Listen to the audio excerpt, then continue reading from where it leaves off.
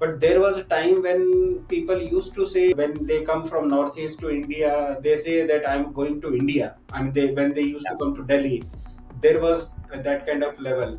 And Okay. so this is how amazing Northeast is. I mean, we don't impose language. We just exchange language by connecting and making a new language.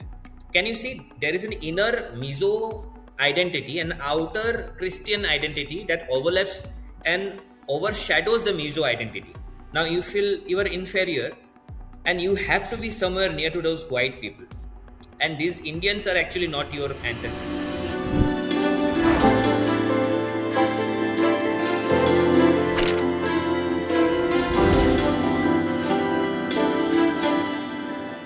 Namaskar Bhakto, welcome to Bhakts.com to our another episode of Bhakts Intellectuals, and today we are meeting one of the very important person for Northeast.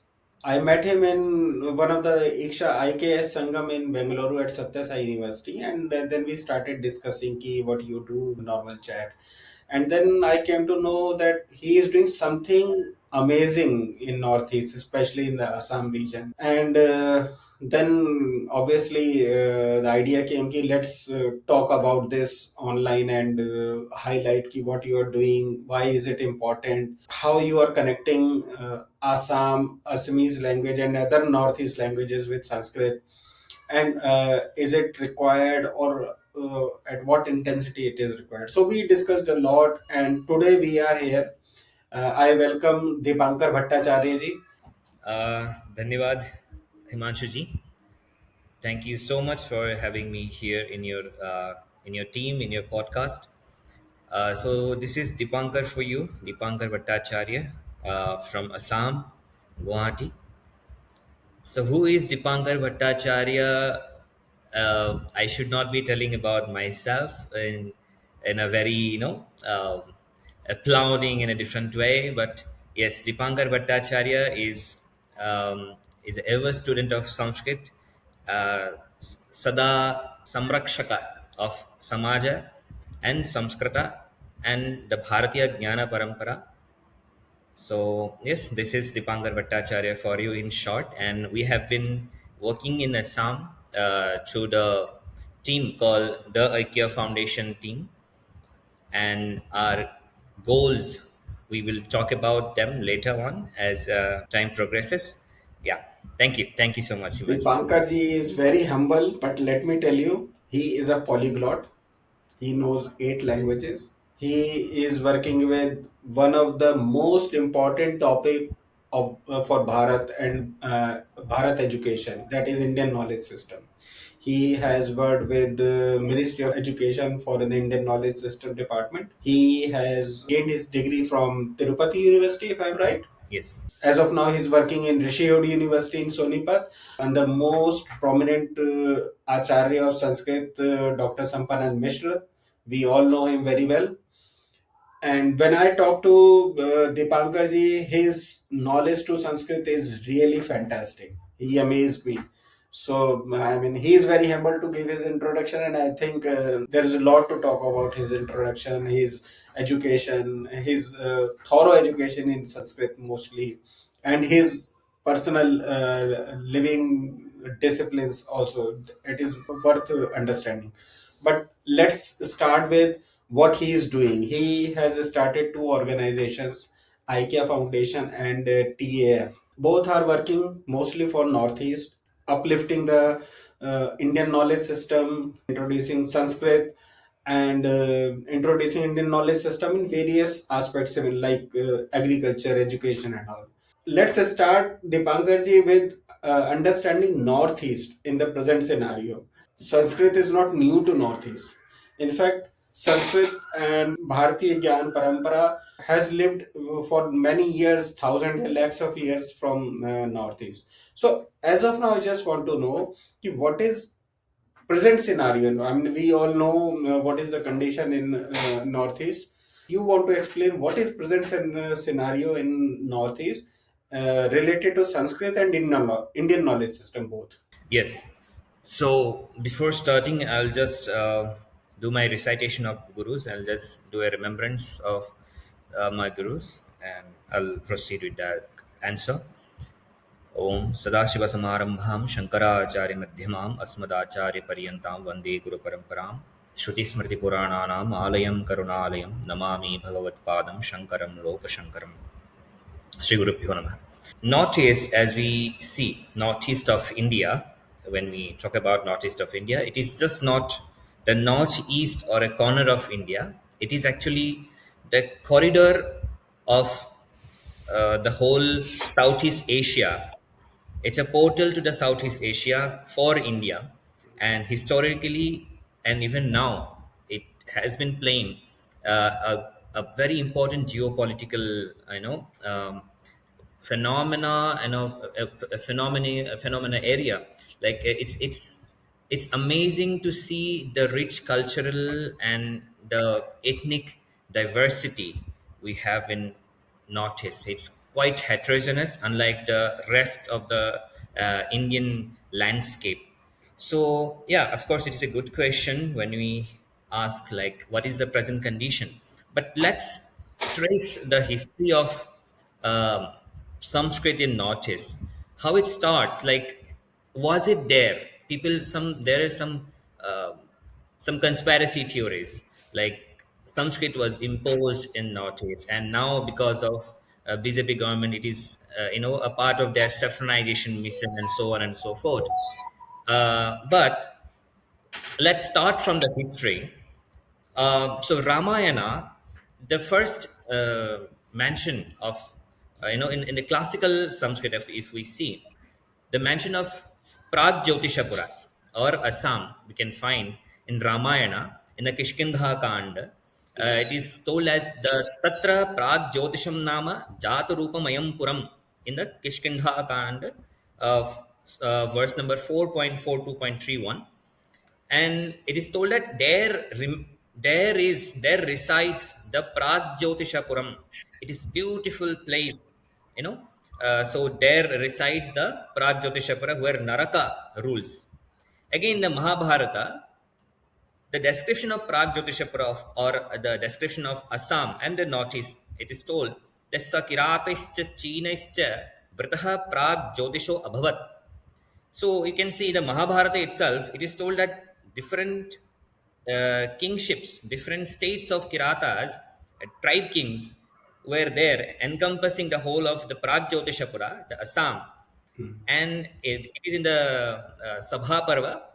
Again, it is very important to mention in the Mahabharata itself, there are 43 times utterance or occurrences of Pragjyotishapura. Okay. 43 times of Pragjyotishapura. That means Assam is mentioned in Mahabharata for 43 times. Hmm. And Bhagadatta, King Bhagadatta, he was the one who fought against Pandavas with his one Akshohini Sena, especially with Gajatakas, uh, who came from Pragjyotishapura. So it is there completely amazingly mentioned. You can see in the Bhishma Parva, you can see in the Shanti Parva as well. Um, so yes, again in the Puranas, now how will you confirm that the Pragjyotishapura, many people say Pragjyotishapura is not Assam. They say, okay, how do you confirm? Now let us go to the time of Puranas. Vishnu Purana 2.3.12, it says, Purve Pragjyotisham Desham Kamarupam Vidurbudaha. So Pragjyotisha is in the east and it is called as Kamarupa by the people who know. Hmm. Same in the Kalika Puranam, Kamarupam Mahapunyam Sarvatirthapalam Smritam. Likewise, in the Raghuvamsha of Kalidasa also, we say we get the mentions of both Pragjyotisha and Kamarupa. Chakampe Tirnalohitye Tasmin Pragjyotisheshwaraha. Again, in the Kamarupeshwarastasya Hemapithadhidevatam. So, these are the confirmation why I have given these traces from the time of Ramayana till the time of Kalidasa. There is a continuous and consistent mention of Kamarupa and Pragjyotisha, which is evident that there exists one completely flourished Gurukula and Samskrita Parampara, Hmm. which is connected to the mainstream of India, which And totally negates, yeah, yes. it is totally negates the conspiracy theories. Yeah, yeah, Himanshu ji. Yeah. And what's about Uttara, Abhimanyu's wife? the last 13th year of Pandava's exile. That was Yes, yes. also Virat Nagar. They say it is Virata, but Virata, they don't say it is in the Kamrupa or Pragjyotisha. There is a Okay. mention of Virata in a different place. Yes, so, but Kamrupa or Pragjyotisha is named specifically, not in a Okay. Virata's this thing. Again, in the 4th century, Samudragupta, I think it is. Yeah, Samudragupta. 4th century Samudragupta's inscription and Bhaskara 7th century Bhaskara inscription also you'll find the mentions of Kamarupas and the great history of Kamarupas Sanskrit Parampara. Especially it is Bhaskar Varma Hmm. who was the contemporary of Harshavardhana, Harshavardhana, who used to rule in the in the mid of India, and during whom Hiven Shang came to India, and same Hiven Shang went to Kamarupa uh, due to the request of Bhaskara Parama, and he historically he wrote the then conditions of Samskrita, then condition of Brahmanas, Samskrita Dharma, Sanatana Dharma, there in Kamarupa. So yes, so tracing from the history till now, what we have found, there have been enormous endeavors by different institutions, especially Gurukulas were prevalent. My own family were among the 9th century Brahmins who came from Kanyakubja to Assam and started Gurukula Parampara. That is 9th century. Before the time of Ahom, the Ahom kingdom, they came at the 12th century. 12th and 13th century, 1228. So we came before Ahoms. So Wow. yeah, people say Assam came from the word Ahom. Hmm. Of course, there are other theories also like Asamana, all this. But at the same time, we were before them. Even many Brahmins came after 13th century also. But we were from 9th century, and this is how the Gurukula Parampara started in Assam under the patronization of kings. Now the earliest institutions after the British rule, 1826 Yandabu Sandhi, the Accord of Yandabu. Then came the theory of toll. So all the Gurukulas they came under the British rule and they became tolls, Okay. and these tolls are also existent in their in Bengal presidency, in Odisha and other places, Bihar as well, and in Assam these tolls there were almost written history of 1,000 plus tolls. Now only 97 of them are existing.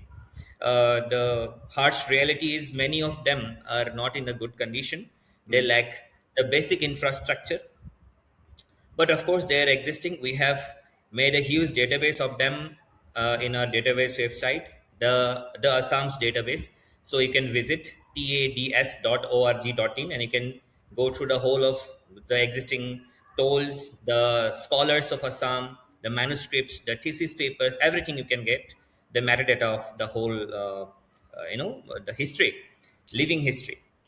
So, Kamrup Sanjeevani Sanskrit Sanjeevani Sabha 1913 is one of the most prominent and ancient one who were preserving these traditions, preserving manuscripts. And so, what we are saying that the present scenario, the second question you asked, the present scenario is that this 97 tolls are existing, but at the same time we have Northeast first Sanskrit University, that is Kumar Bhaskar Rama Sanskrit University in Nalbari, which is called as the Navadvipa of Northeast. And we have CSU, Central Sanskrit University's one center, one campus in Tripura, Agartala. Okay. So, two Sanskrit universities, we have many tolls, some Gurukulas under the board. Okay. It's working. There were some certain Sanskrit boards were also there by last 3 years. Now it is demolished. I mean, it is I don't know, diluted under the shade of Kumar Bhaskarma Sanskrit University. So all of the tolls work under the Sanskrit University rule, and people are really now they're awaking due to the new introduction of NEP 2020 and IKS. Of course, it is on the positive side, and there are miles to go before we sleep. Yeah. But in general, if I ask you the present situation, like there is a lot of conflict in Northeast, Arunachal people and Nagaland people, they don't, like to connect with Bharat, rest of the Bharat. I mean, maybe the situation has changed little bit in last 5-10 years. No doubt, we have seen the difference. But there was a time when people used to say, when they come from Northeast to India, they say that I'm going to India. I mean, when they used to come to Delhi, there was that kind of level. And still, English is official language in Nagaland. There are many, local dialects, and mostly people like to connect with other civilizations, China and all. I mean, where do you see the confluence of Sanskrit and Indian knowledge system as of now in Assam, in Northeast, or maybe the change you have felt in last 5 or 10 years? Maybe we can say Modi era. Yes, very good question and very contemporary one. So, what we can see, the idea of this it is a kind of, what you call it, a kind of divisive mindset that we are not part of India, or our ideas are different. Actually, these ideas were implanted and injected through inner line permit laws. So during the British period, they they implanted certain areas, and they highlighted certain areas, especially tribal areas, uh, in the name of preserving, under the veil of preserving their ethnicity. They have developed, or they have given one law called inner line permit. So if a Assamese person wants to go to certain places of Arunachal, he has to take one inner line permit, and here he has to pay a certain amount, and he cannot propagate certain things, he cannot do certain things. Even before, hindus were Hindus or Muslim, any people except of course the Christians, they used to be there, they cannot enter such places. So under those veils, these ILP places became the hub of conversion, which I will talk later about the linguistic conversion, topic. So this is how they started brainwashing and segmenting and deteriorating this whole society, and making its ethnic identity as a separate island. Of course, this is a fact that we have to address, and we are addressing through different NGOs, different initiatives, of course. But at the same time, what we find that at the modern time, people are really fed up with the existing education system. Now they have understood that existing education system is a failure, utter failure. Okay, that's Just good. looking, yes, many people, I mean, of course they have developed, they're trying to develop alternative education systems. I mean, in the name of Gurukulas, they're opening Gurukul English medium schools or anything. At least Gurukul word is there, but whatever. uh, but recent update, as you can see, in Anipur Basti Hmm. and Patiala Basti. There are two villages, Anipur and Patiala Bastis, in Karimganj, as I can remember, Karimganj district. It is vastly dominated by Bodo people, Hmm. some Muslim community, and of course some other tribes, Okay. where Sanskrit has been revived, and the whole village is now, they have taken Sanskrit as a spoken language. Wow. So this is one of the amazing development recently. And Kumar Bhaskar Verma Sanskrit and Ancient Studies University in Nalbari, it's also playing its role. Our own team, the IKEA Foundation, we are trying to revive through certain activities, of course. But what we are seeing, that now people are understanding that the existing system is a commodity system, Hmm. but they require a community system.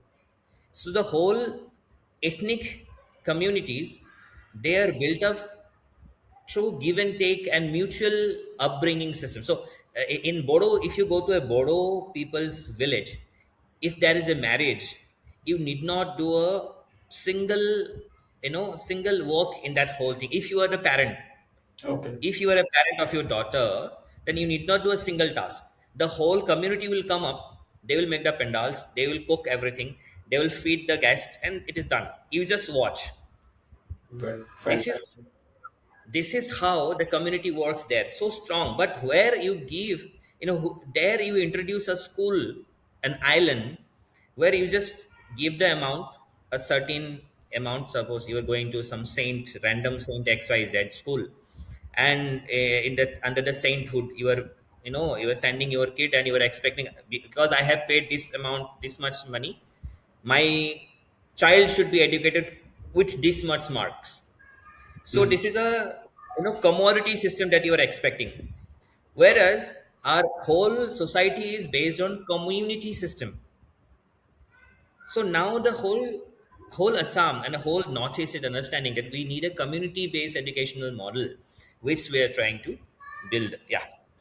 So I think my next question was only on Gurukul style education, so which you have answered very well, that is Gurukul style education is necessary today in Northeast. So I think you have already explained this. Ki Gurukul style is coming up, and also that is the best way to get education and solve current problem. I mean, the problems which you are saying, we thought that these problems are for the people in the north mostly, or in the south, but I mean the same people have observed in northeast. That's really great. And the two locations which you have said, that now they have come up with the most Sanskrit is speaking completely, I mean using Sanskrit as a communication language. That's wonderful, and I think maybe your team is highlighting it. We should also highlight these villages. Maybe we can have some kind of podcast or featuring that how people are using Sanskrit, because we, as of now, we have only one village, Hosur, in Karnataka, and I think Yeah. some 2 3 villages in Madhya Pradesh who are famous for speaking Sanskrit. Recently, there is a development in Jharkhand and Chhattisgarh too. Wow. There are two more villages. They come up with Sanskrit mother tongue idea, and yeah, they came up very very well. Yes, yes. How Assam becomes the bridge between Northeast and mainland Bharat, especially for Sanskrit and Indian knowledge system. What is different in Assam? So what's different in Assam? Nothing. We are the same northeastern people.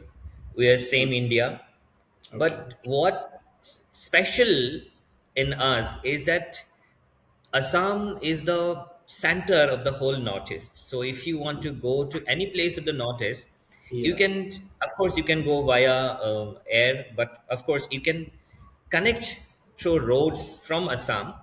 And Okay. Assam is the place where the heart is Brahmaputra, and that same Brahmaputra that flows from China via Arunachal and to Bangladesh, and it connects the whole of this land, and it fertiles. So likewise, there is a dhara, jnana dhara, like this Brahmaputra vein of knowledge that flows through Assam, that Assam connects with the rest of the northeastern state through cultural exchange, through linguistic exchange. So you can see Assam is the only place, I can say the northeast is the only place where you can have more than 800 languages, and you can have three pidgin languages also. So I have work on this. There is Rabhamese, there is Nephamese, there is Nagamese. So if you want to talk with Rabha people, we have developed one hybrid Hmm. language. It's called Rabhamese. So it's a mixture of Assamese, a little bit of Hindi, and Rabha, and becomes Rabhamese.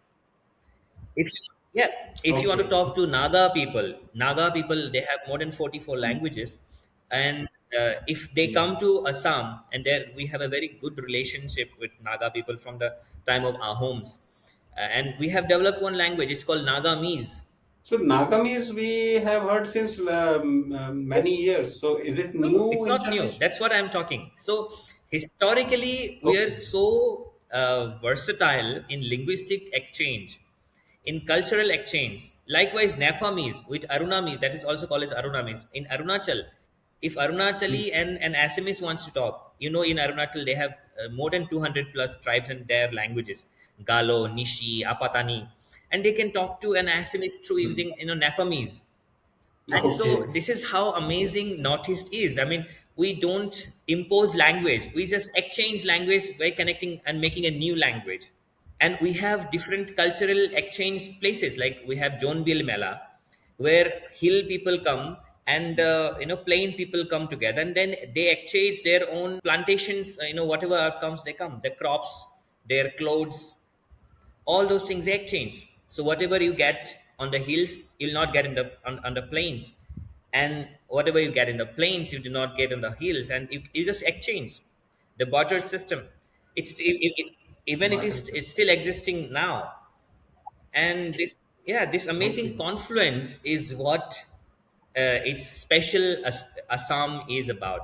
So from the time of bhakti, like 15th century, Srimanta Shankar Deva, Mahapurush Srimanta Shankar Deva's bhakti movement, when he started the Ekasharana Hmm. Namadharma Pravartana. And when he started this idea of bhakti, even a Garo became a Vaishnava, a Naga became a Vaishnava, the other tribes, they became Vaishnavas and they became one with the culture. And similarly, if you come to Kamakhya holds the most primordial nature of nature worship. There every tribe, you can take Dimasas, you can take Jayantyas from the from the Meghalaya Jayanta hills. Yeah, So all Jaintia these hills. people come together, and it is mentioned in the Kalika Purana.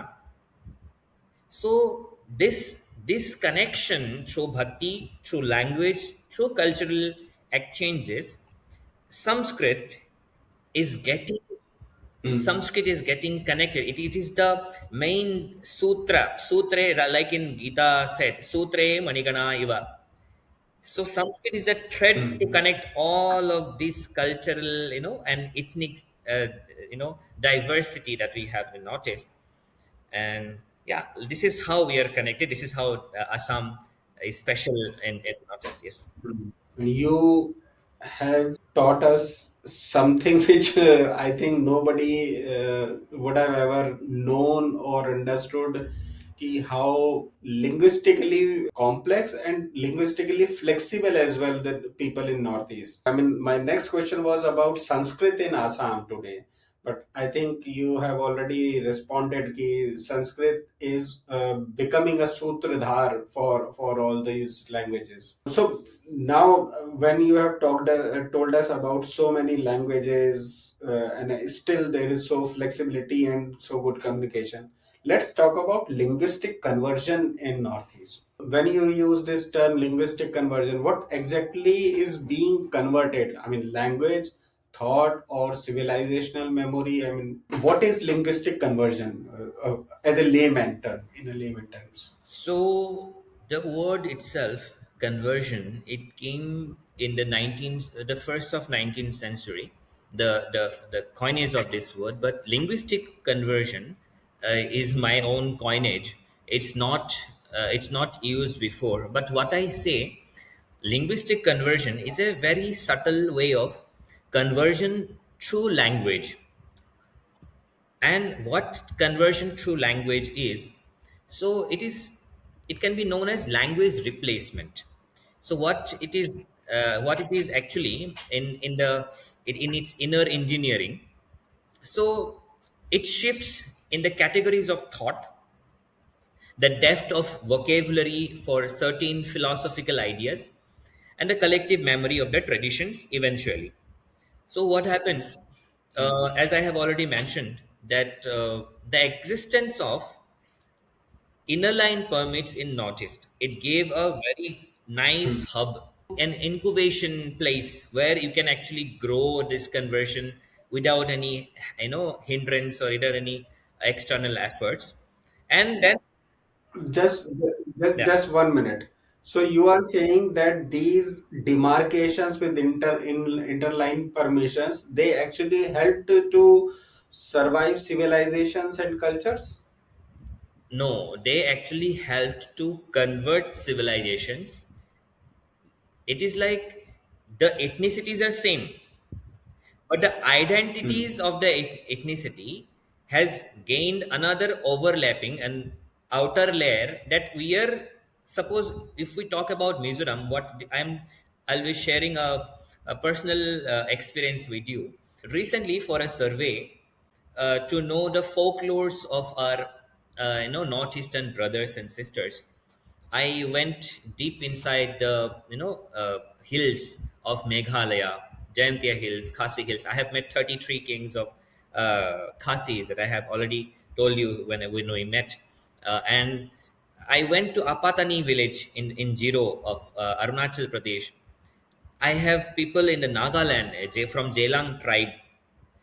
98% of them were Christianized in Nagaland.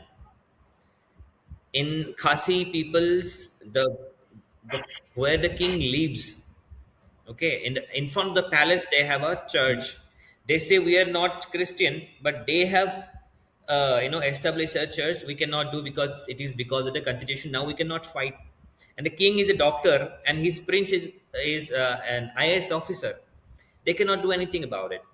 Now another system is what incident happened to me is when I talked to one of the Mizo student leaders so that I can go to Hmm.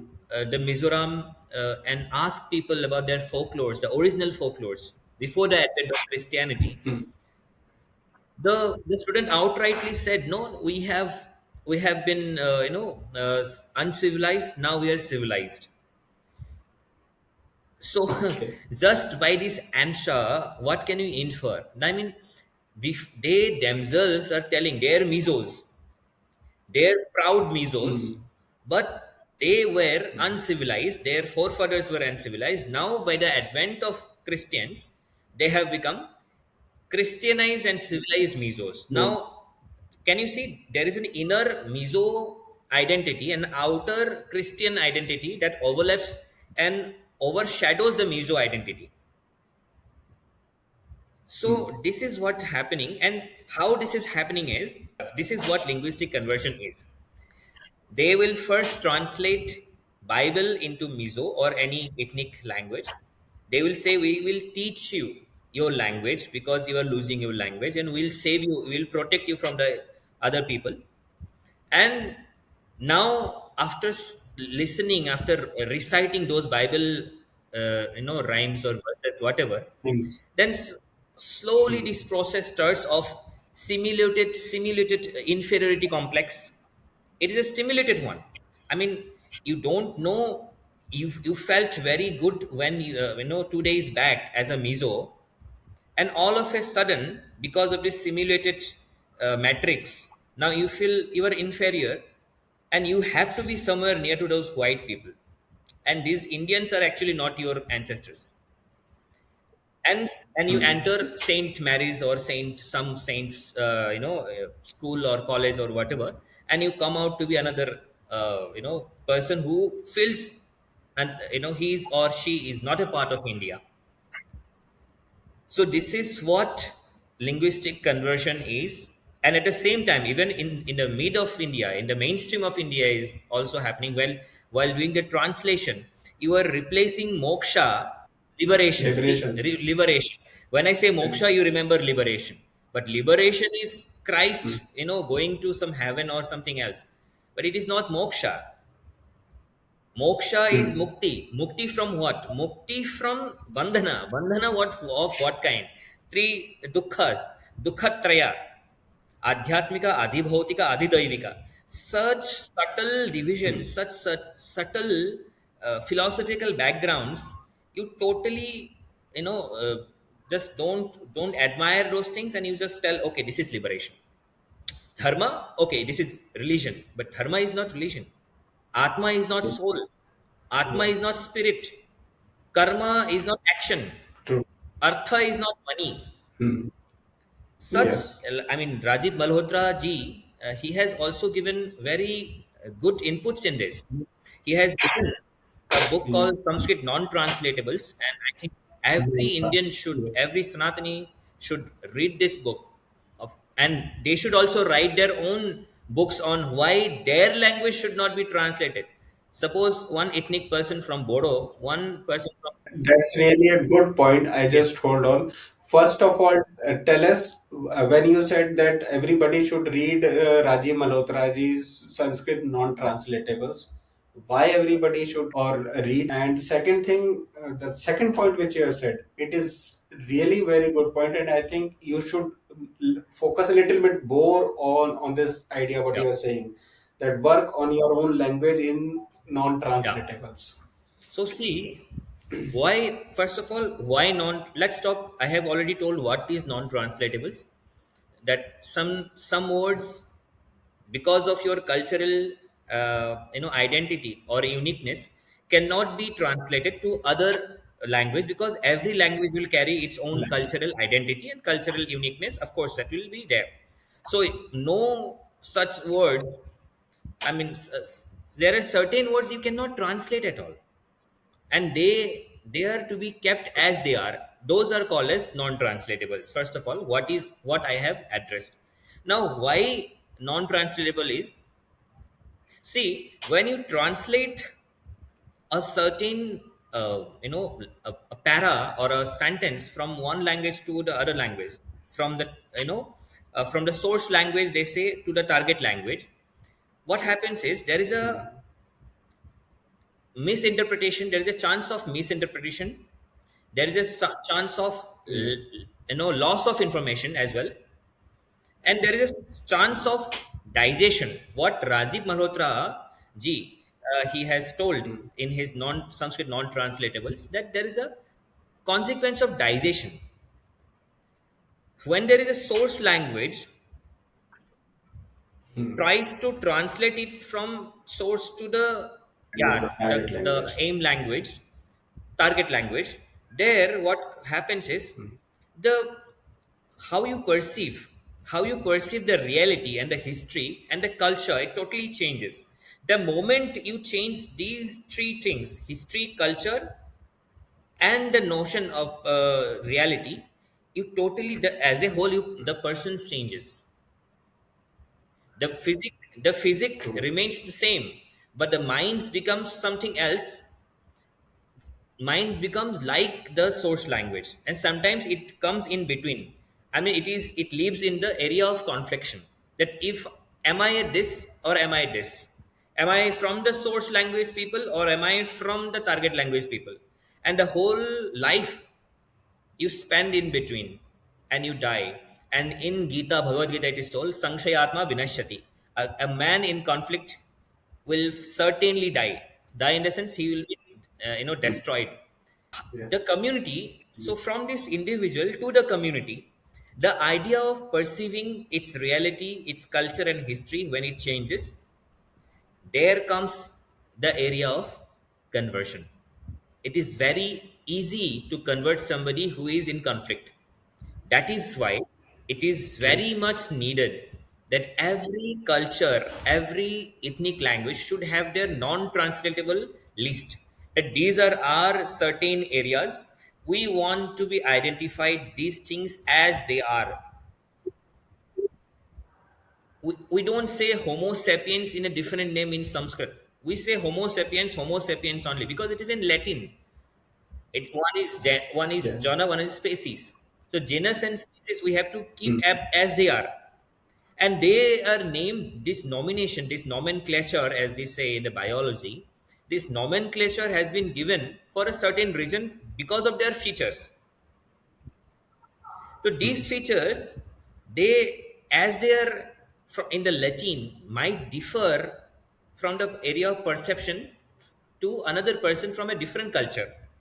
It really clicked me as well. Ki what you said, these non-translatables are really must, and this also should be part of Indian knowledge system. I'd just like to add one thing, Hmm. on the context of the conversion, how conversion happens through linguistic this thing area is, first of all, you change the script, then you change the Yes. wordings, the vocabulary.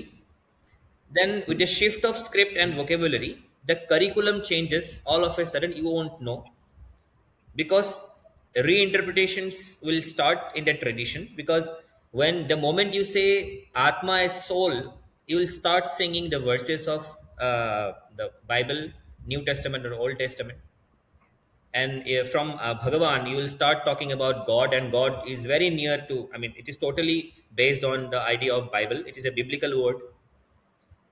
So you feel a more nearest connection with Bible than this affinity with the Indian context. Nowhere you will find in the Vedas this is God, or Ishvara is never near, or Parabrahman is never near to God. The concept of God is very vague, and that's why your whole life then orbits around the idea of Abrahamical religions, and it is very easy to convert. So now talk about why is the Sanskrit Assamese translation crucial for civilization continuity? I mean, this is the work which you are doing. Yeah. So the idea of Sanskrit Assamese translation is not very new. It has been starting from a very ancient time, from the time of Mahendra Kandali, they say, during the time of Shrimanta Shankardeva, actually. Shrimanta Shankardeva himself, he translated the Bhagavatam, complete Bhagavatam, from Sanskrit to Assamese in Padya. It is a Padyanuvada, not a Gadyanuvada, remember. So such tradition were there in Assam. The Anukaranam was there. There were three scriptures mainly used for such kind of manuscripts. One is Bamunia, one is Kaithya, one is Godgoya. Bamunia for the scriptures of philosophical scriptures and traditional scriptures, ritualistics. Kaithya was used mainly for those notary papers and such kind of things, so and land related things. And then comes Godgoya, where such notices used to come from the government. So this kind of manuscripts were there, and they were translated. There were inscriptions in Sanskritam from the time of Bhaskar Verma, which were translated in, from Sanskritam to Assamese, and sometimes transcribed, sometimes transliterated. So this tradition of translating is there in Assamese from a very long period, and it is required. Why this translation helps? As I have already mentioned, Assam has been the, you know the artery, the main, pulmonary artery, as they say in the biology, human heart. It is a pulmonary artery of the whole Northeast. So if you try to deal with Assamese first, it is very easy, because as I have already mentioned about Nephamese, Nagamese, Rabhamese, all these languages, they can be connected through Assamese. Once the scripture and once the book is available in Assamese language, then it will be very easy to translate in their own languages, because we are very near to their thought processes. So that's why historically, True. emotionally, intellectually, even culturally, uh, Assamese is the most significant and substantial language where we should work upon. The translation should go on, and an in-depth translation is required. Even now, 2 years back, I have translated Tarka Sangraha, the Nyaya Vaisheshika Pravesha Grantha, one of the metaphysics book in Assamese from Sanskritam, which it's commentary, which it's geometrical representation, all those things. Such kind of work are required in Assam very much, and because Assamese is also now recently it has been conferred the place of classical language, so Assamese has to be taken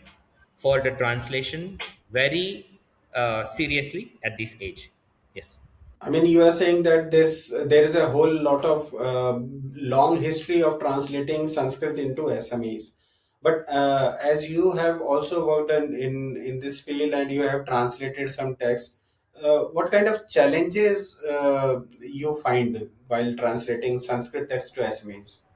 Assamese is not that far away from Sanskritam. Recently, we did one survey, a linguistic survey of existence of Sanskrit Hmm. in three levels: Sanskrit, Hmm. partially Sanskrit, and non-Sanskrit words in the 22 constitutional languages of Bharata. And what we have found shockingly, Okay. astonishingly to the ministry, that Hmm. 88.4% of Sanskrit vocabulary is present in Assam, and it is the highest among the all 22. 88% means you are saying that if I am speaking around 10 words in Assamese, so 8.8 words will be Sanskrit. directly from Sanskrit. Yes, So so close. close. Because I mean, I thought that Tamil and Malayalam or maybe Marathi is more close to Sanskrit. We never thought about Assamese. Exactly, exactly. So Assamese is very close, but because we have a different way of pronunciation. Suppose we have Vela pronunciation. Suppose we don't pronounce much of Mahapranas in such ways, but they exist as they are. Hmm. Unlike Bengalis, we have kept va as it is from Sanskritam. We have va. Bengalis don't have va, vakara. And Hmm. yeah, most of the words are from Sanskritam. Of course, there are Ahom words, some ethnic words are also there, but it is mostly Sanskritam. But what we find, the question was the challenge. So challenge was in semantic density. See, semantic density is there are layers of meaning in Sanskrita, and when you translate from Hmm. Sanskrit to Assamese, sometimes the taken meaning changes. Suppose I will give one Hmm. example here: Satkarya and Sampradaya. Now, Satkarya Hmm. or Satkar in Hindi. Hmm. Satkarya means Uchita Karya, good work. Satkarya, Anena Satkaryam Kritam. By this fellow, a good work has been done. But in Hindi, Satkar means Atithi Satkar. Yeah. Yes. Hmm. But in Assamese, if you say, To yes. But in Assamese, if you say Satkar, it means Antyeshti Kriya, okay. right? So see the difference: Satkarya, Satkar, and Satkar, how it changes from this point to this point. Hmm. Again, if you say Sampradaya, in Samskrita, Sampradaya means parampara, tradition. In Hmm. Assamese, Sampradayika. If you say somebody is very Sampradayika, that means you are saying he is very extremist. I think sometimes we also use that same meaning. Sampradayik. I mean, Yes, सांप्रदायिक दंगे हो गए. yes, exactly. So सांप्रदायिक दंगे means yeah. Huh. So Okay. in Sanskrit, So these are the challenges. yeah, Yeah. these are called semantic density challenges. So some semantic challenges will always be there, but where the requirement is, the translator, the translator should be deeply competent. They should be deeply competent enough in both these languages. They should be knowing Sanskritam. They should be knowing.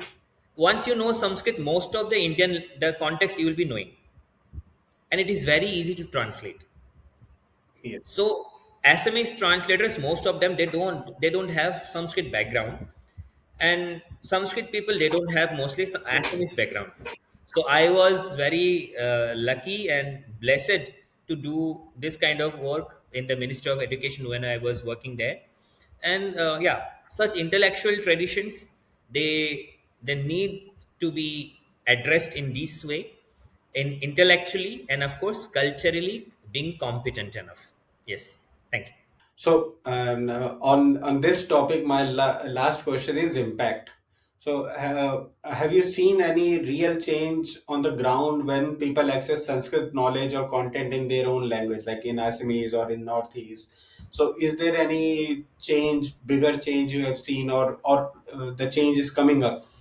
When we translate from Sanskrit to Assamese, or it actually paves the path to translate from Assamese to the nearest languages, such as Rabha, Boro, and such other tribal languages. And they feel very comfortable to understand the emotion because there is a cultural Mm. affinity once you bring near to Assamese.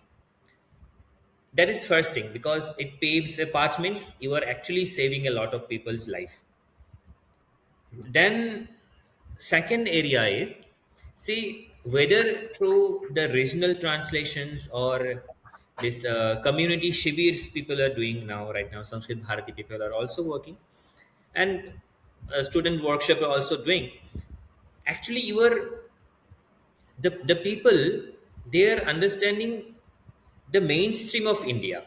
They are getting connected to the mainstream of stream of India, which is actually improving the the very idea of integration, the national integration. Okay. Before they used to say we are different, we are separate. Historically, we are Mm. different. But when they have understood the source books, the Ramayana, the mentions that I have already mentioned, the mentions of Kamarupa or Pragjyotishpura in the Ramayana, Mahabharata, Raghuvamsha, Vishnu Purana, Kalika Purana, the n number of mentions when they see and they are surprised, like we were there with you, like we are never separate. Then they come Mm. together, then they feel that actually we're not so different, we're so uniquely united. It's just that we parallelly exist together. Yeah, I think first of all, if people read Mahabharat, they will first of all, I mean, immediately connect because Mahabharat tells about the whole Bharat and Akhand Bharat, that people are coming from northeast, south, even from far southeast area. So I think that will first give information ki you are not separated and you are as normal as any other state or region. There was no difference. And second thing, what you have when you started that we have become, I mean, people used to say that we have become civilized now. So I think when we translate, like it is said that with Abhigyan Shakuntalam, maybe that when West read Abhigyan Shakuntalam, they understood ki how deep knowledge Indian people have, and it created a different level of understanding for the Indian people and our knowledge. So I think same would happen to these people from different tribes when they understand and read in their own language. So now let's move to your Yes. initiatives, the IKEA Foundation and the TADS. What is TADS? Let's start with TADS. What is TADS? What you are doing? Then we will move to IKEA Foundation as Yeah. well. So TEDS, as I have already mentioned, TEDS, the Assam's database of Sanskrit. It is one of the most unique and one of the foremost in its nature in Assam, and it is the only one actually in Assam in the area of Sanskrit. And last year we have developed this website. It's a dynamics database website. Many websites, many such dynamic database website, they have been developed by German universities like Bonn, Halle, and Munich University. But this is our own, database website for Assam, and it is conceived to bridge the knowledge gap about the regional Sanskrit existence to the global diaspora, to the global ecosystem. And we have four verticals in this database. First is the thesis papers published in the area of Sanskrit in Assam, manuscripts, all Sanskrit manuscripts available in Assam in the area of Sanskrit. Then we have all institutions from Gurukula Tols to universities existing in Assam Mhm. who are providing Sanskrit as a subject.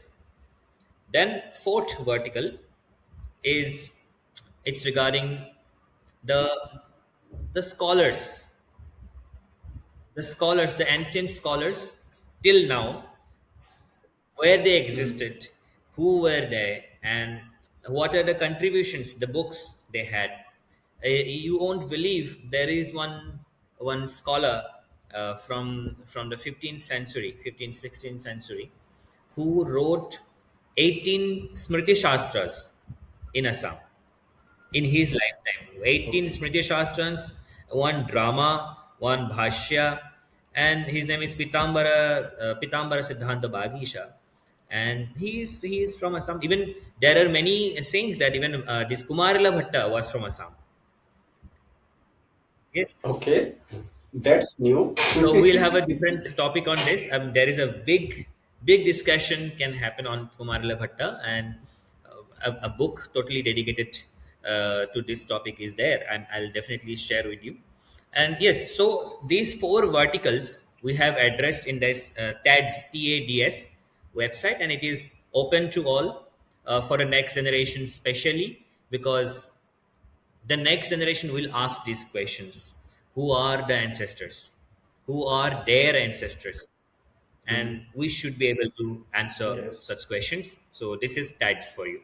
Yeah. We were left with IKEA Yep. Foundation. The IKEA Foundation, it was established in this year only, 2025, uh, May 27th, and yes. So, but the brainchild, it is a brainchild of mine. It started from 2024, and we have registered this year only, and this particular trust we have aimed, and it is committed for the revival and the preservation and the propagation of Bharatiya Jnana Parampara in the northeastern region, especially to uphold the the traditional wisdom of Bharata in this area. And Aikya, as you can see by the word Aikya itself, it's unity, and our motto is taken from Rig Veda. It's this unity in our thoughts. Tanme mana Shiva Sankalpamastu, like we have in Shiva Sankalpa Sukta. Rig Veda, we have one Sanjnana Sukta. I think you are aware of Sanjnana Sukta. There is a specific mantra on mind and work. It is called Sangvo Manamsi Janatam. Let our minds be one, united. So with that goal, with that idea, we are united. Sangvo Manamsi Janatam. Let our minds be one, and all of our cultural backgrounds, cultural diversity, linguistic diversity should be confluenced in one Bharatiyata, that is our aim, and with a spirit of seva, samskara, and samskriti. We have started this trust. We have five verticals. Again, here we have five verticals. Yeah, that I want to Yeah. know. Yeah. So the five verticals here, first is Gurukulam, then yes, Gurukulam. The moment we said Wow. Gurukulam, low let there be light. Yes. So first is Gurukulam, second is Vak, Krishi, research and publication, and skill development. So by Gurukulam, we mean we are now actually working as a think tank to develop replicable Gurukula model throughout the Northeast. And these Gurukulas are not the conventional Pathashalas of Veda, but it will also include Hastakala, Gandharvakala, Yoga Chikitsa, martial arts. We have martial arts from Manipur, it's called Thangta. We have different cultural Hastakala, Hastavidya, Nritya Vidya. All those things will be included in these Gurukulas. Then we have Vak. I have already mentioned about Vak, Vaikhari, and Madhyama. We have Krishi model, Madhyam. so that Gurukula can be self-sustained. We have research and publication model, which I have mentioned, and we have another model called skill development, so that this these Gurukulas, they do not stay, as in one island, you know. So like the schools, they stay in the society as islands, individual islands. They only take, and when the time comes to give back, they don't have those answers. So skill development programs, we don't say it's a skill development program, we say it's a skill development wing. So we have this panchastambhya vyavastha, five pillar system in the TAF, the IKEA Foundation, and we have a great advisory team with us. So, with the five trustee bodies, we have five advisory body members as well. Now, I think they have, yeah. So I'll start with the advisory team leader, Professor Srinivasa Varakedi ji, then Professor Rajanath Sharma ji, Professor KSMS Raghav ji, and Professor Sampananda Mishra, Dr. Diganta Vishwa Sarma. I think you know about them. These are the male advisory bodies. We have one female advisory body, very respected to us, Dr. Mandakini Mahantaji. She is looking after the women empowerment and Madhyama. Professor Srinivas Varakhediji, I think you already know about him. He is the Vice Chancellor of Central Sanskrit University, the nodal body of Sanskrit for the for whole of the nation. And Professor Radhanath Sharma is a president awardee in Sanskrit in Assam. He is an Assamese and president awardee for Sanskrit, and such great people are there with Wow. us, and it's we are very fortunate to have them with us. Let's hope with their guidance we'll march forward in the area of Bharatiya Jnana Parampara. Yeah. Before closing, Dipankarji, I think we should explain. We have talked a lot about Vakari and Madhyama. These are, I mean, there are four levels of Vak in Bharatiya system. So Vakari and Madhyama are two first. So I think it's good to explain the rest to Pashyanti and Para as well. Ki how it is and why you picked up Vakari and Madhyama only. Yes, see, this is a question very often asked to me, and the answer is simple. See, there are four levels, as you said, of speech: para, pashyanti, madhyama, and vaikhari. So, from subtle to the gross, this is a hierarchy. From Gross. para to vaikhari. So, para is the bija rupa of the vak. Okay, so where the thought originates, it is beyond, it is called para. So that is unconceivable. It is beyond somebody conceived the thoughts, where it starts. Hmm. Then comes pashyanti, where thought starts in a evaporated manner, but it is not completely constructed way. It is here and there in an evaporated way. It's called pashyanti. That means it sees, you can see it, but you cannot form it. So the moment you Hmm. come to Parapashyanti Madhyama, the middle ground, then comes the systematic, syntax formation where it is there in your mind. You now think how to say, what not to say, all those things that is formed in your mind. That is why it is called Madhyama and not Tritiya. See, this is very important. Why it is called Madhyama? By Madhyama, it should be in between two, not the third. Even in the naming system, the nomenclature is given as madhyama in between. So para is never taken as a vak. By para, it means beyond, like para Vishnu, para Shakti, paramanu, like beyond. Then actually you should start from Pashyanti, Madhyama, and Vaikhari. And Vaikhari at the end is the formed, uttered sentences, Oh. the uttered language.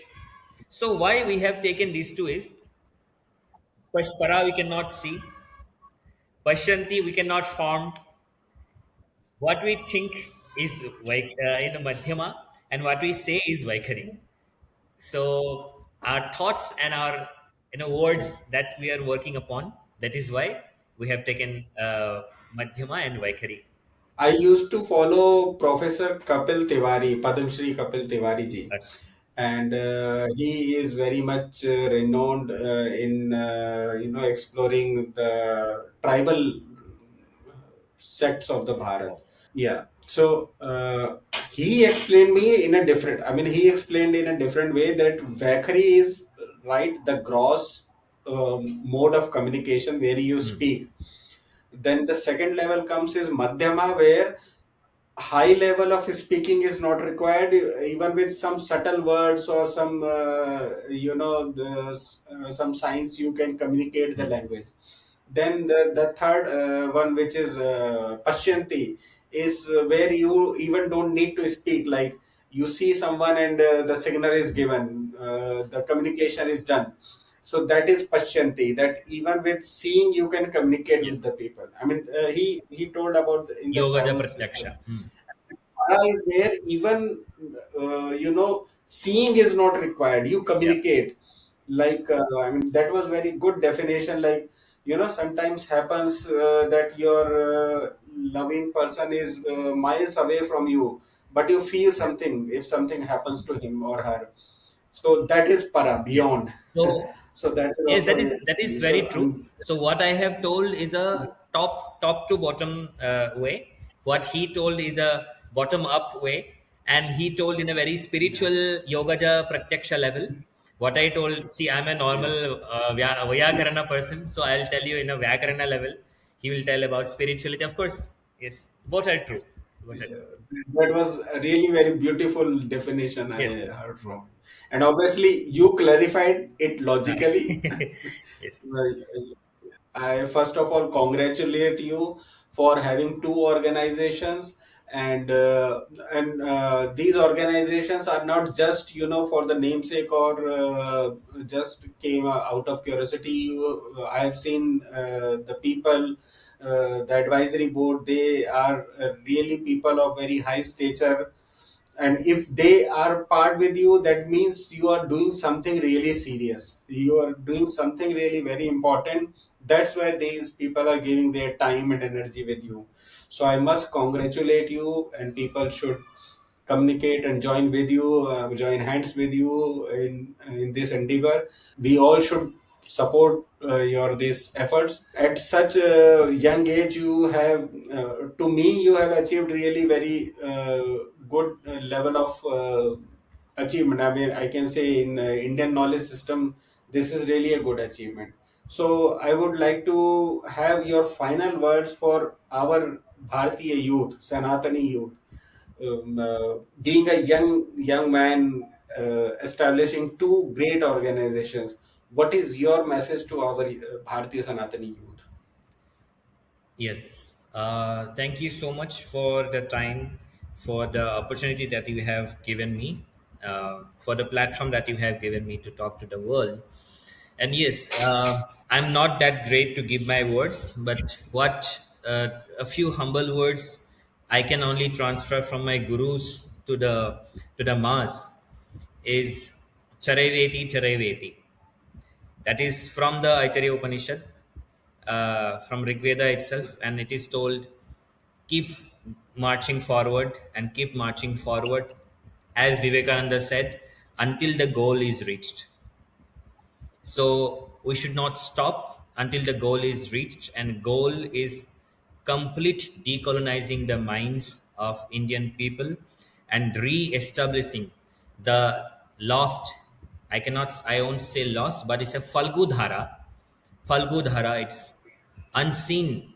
Underneath, it's flowing the Bharatiyata in each and every people of India, the Bharata, and we should re-establish our glorious past.